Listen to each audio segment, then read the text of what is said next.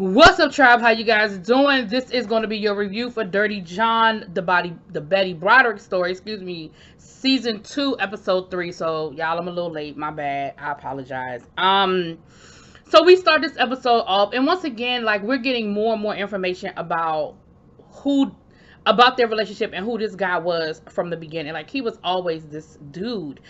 We see him in law school, and we see where he is justifying lying for the greater good. We see where they want to do, his colleagues want to do study sessions, and he tells them, I'm good. I don't need no study session. I didn't do study groups when I was in medical school. I don't need study groups now. And they're in awe. They're like, well, how are you getting all of this done? How are you doing so well? And he was like, I just make time. I just make the time to study. And then we fast forward, and we see that what he's really doing is he's really working his wife to death. He has her typing up his notes for him. He has her drilling him and studying with him. And so you've always been about putting on these airs for other people. You making it seem like you just got it going on, and you just know how to budget your time, and you are just that great, and you are just that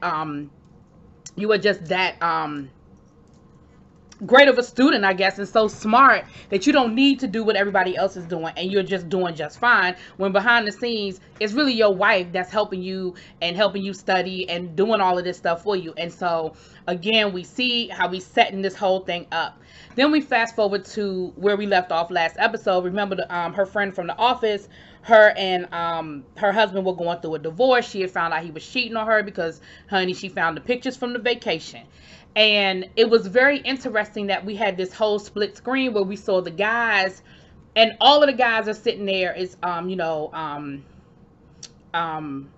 shoot, it's her husband and all of their friends, and they are sitting there talking about all the things you need to do to get ready for this divorce. They talking about take this out of her name, do this, do that, restructure the I mean, they even went down to how you need to set up the life insurance policies, and they were talking about, and make sure that you have to do this and that, because when you die, she'll still be she'll still be able to get your death benefits. Like, I mean, they were really going through all the things you have to do to get ready for this divorce, when you have all this money, property, and obviously back in those days, no prenup in place. And John is sitting there listening. He's taking it all. Not John, I'm sorry, I'm thinking about Dirty John. But her husband is sitting there listening, taking it all in. And they were like, well, what do you think? Like, you're the lawyer in the group, because remember, and he was like, I mean, sound like y'all got all that covered. Sound like y'all got it all covered to me. But then on the flip side, you see the ladies sitting around talking, and Betty is, the ladies are basically gossiping about the whole thing, and Betty is the one that's like, well, look, we got to be here for her, this for one of us. We would want us to be here for us, and maybe they can work it out, maybe they can make make amends, get back together. And then she shows up for lunch, and she's basically talking like, yeah, well, I think we're going to get back together. I think we're going to work this out. And I'm like, wow, that's crazy, because the women are having a whole different conversation from the men. Like, he is straight up dead set on this divorce.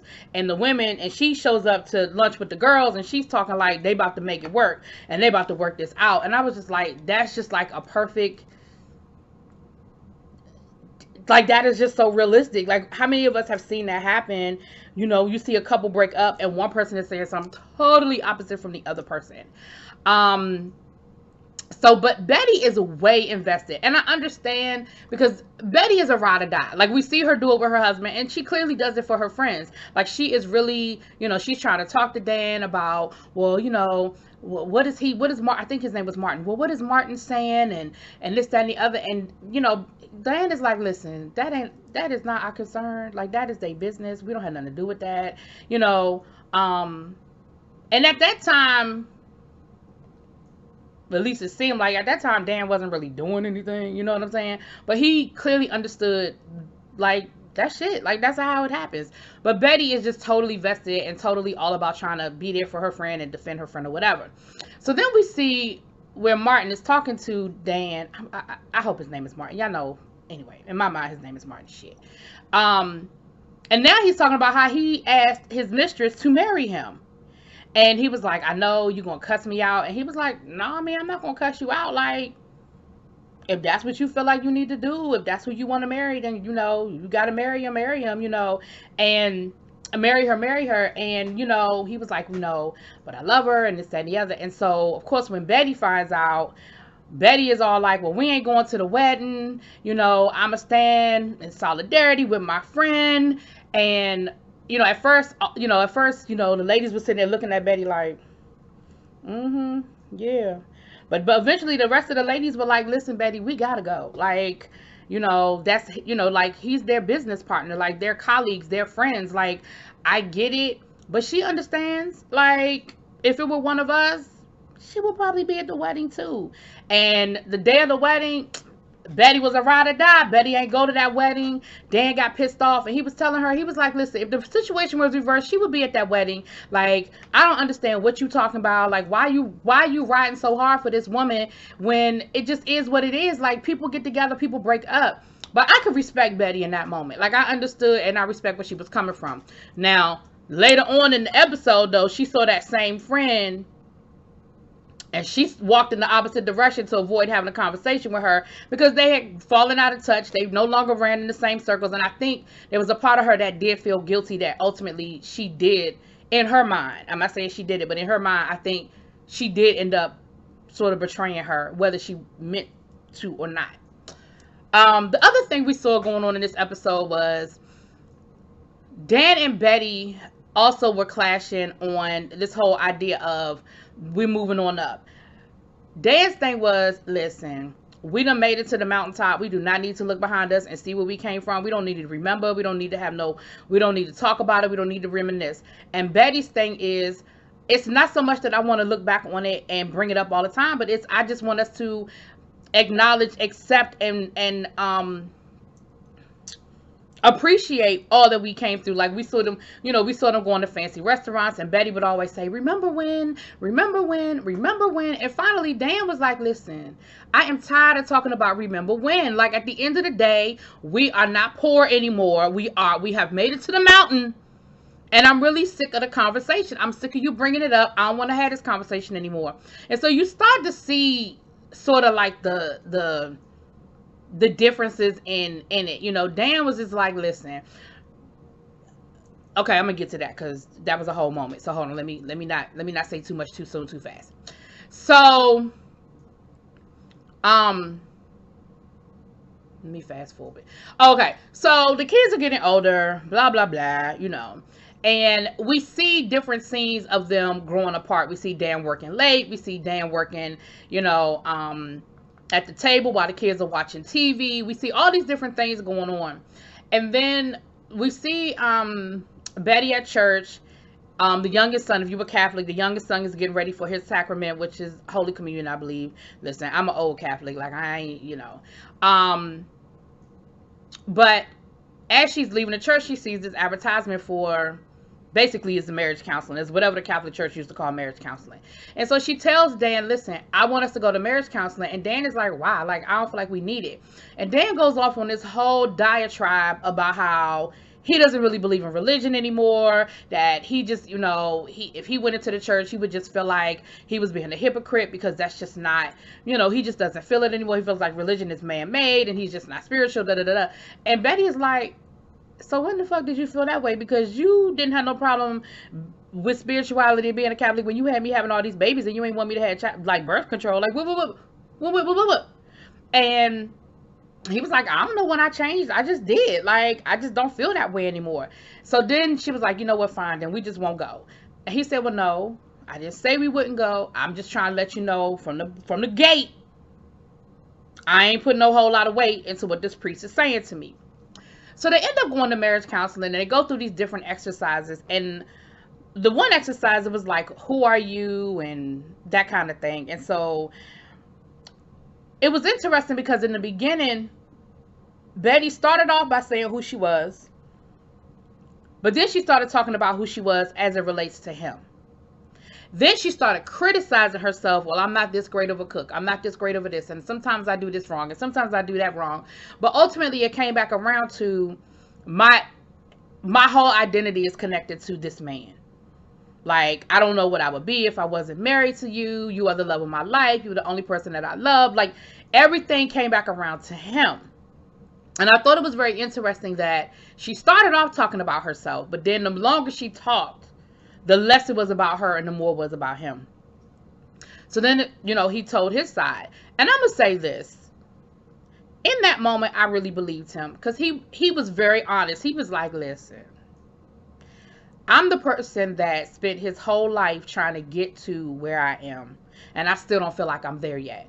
I spent my whole life doing the things that you're supposed to do so that you can be successful, so you can make a lot of money, so you can have all of the materialistic things that say you have made it and that you are a success. And I still don't feel like I have all that I desire to have. He said, but at the end of the day, I do love you.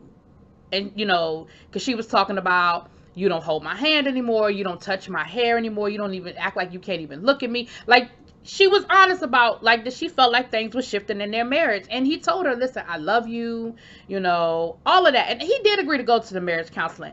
I think there's a part of him that did want the marriage to work, but we're going to get there. But in that moment, I think he was being very honest about, I have always wanted to be a success. And in my mind, success is the materialistic things that I can point to and say I've made it. Being a member of the right country club, living in the right neighborhood, driving the right car, having the right friends, and having the trophy wife, which I think is eventually where we end up. Betty no longer fit that idea of what success looks like to him because she was old and old-fashioned, and the real Amanda Peet is doing a good job playing this character, but at the end of the day, Amanda Peet still, after 4 babies and 2 miscarriages and stuff like that, her body still looked boom, boom, bam. Whereas the real Betty Broderick had picked up weight, and I'm not saying this in a bad way, I'm just saying this is who it was, had picked up weight, had probably become a little more, because she was dressing. Now, the real Betty Broderick, she stayed dressed and stuff like that. But I think that eventually Dan's idea of success was having a young trophy wife on his arm, and she no longer fit that mold for him. Anyway, moving on. So things seemed to get better after they went to marriage counseling. She said she wanted a couch that was big enough for all of them to sit on so they could watch TV together in the evenings. And when they're leaving marriage counseling, he holds her hand. So things seem to get a little bit better. But then we see them doing all of the materialistic things. They're buying all of this new furniture, and she's shopping, and they're joining country clubs. They're shopping around for the best country club, and they're doing all of the things that Dan said he thought meant you made it. And then we see this scene where he's telling her she's spending too much money and that she got this $1,000 charge, and come to find out it was him. That's the money he was spending on his suits, honey. And then we see where she's, got the new hairdo, and she's wearing the St. John's, suits and all of this different stuff. And he is getting his suits Italian made and all of this stuff. And we see them out to dinner one night, and their table is ready. Of course, they're at the Shishi restaurant, and their table is ready. And Betty walks up on him having a conversation with his coworker, and all she caught was, yeah, she's very attractive. And that bothered her the rest of the night. And so finally, she was quiet through dinner. They go home, and then she finally asked him, she was like, what did you mean by what you said to, Billy Bob?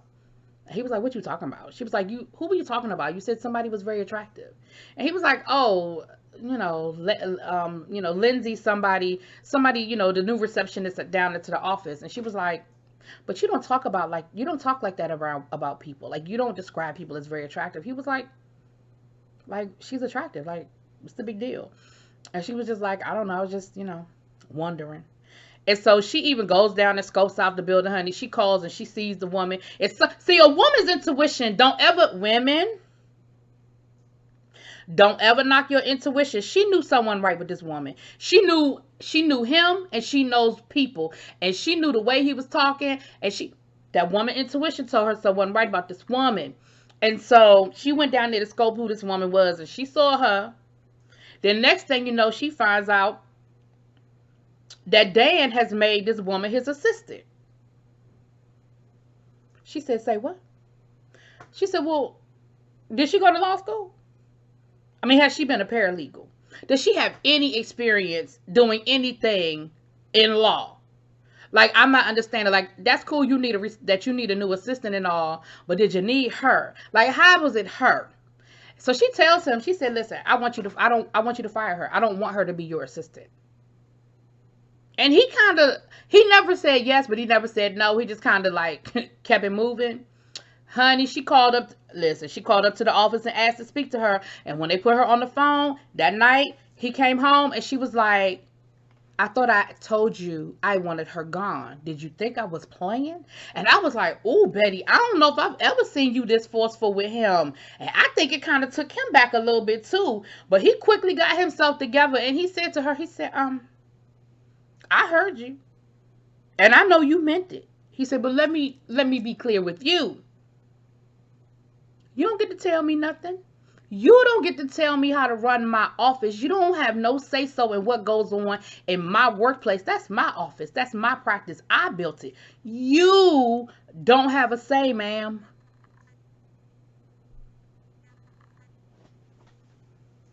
See, that, I don't know how I would have handled that. But I know it wouldn't have ended the way it ended for them. Because my thing is, out of respect for her, you could hire a million other people, but for whatever reason, she ain't have it for that woman. And out of respect for her, she ain't asked you for nothing. She ain't asked you for much. And she damn sure has not been intervening in your workplace.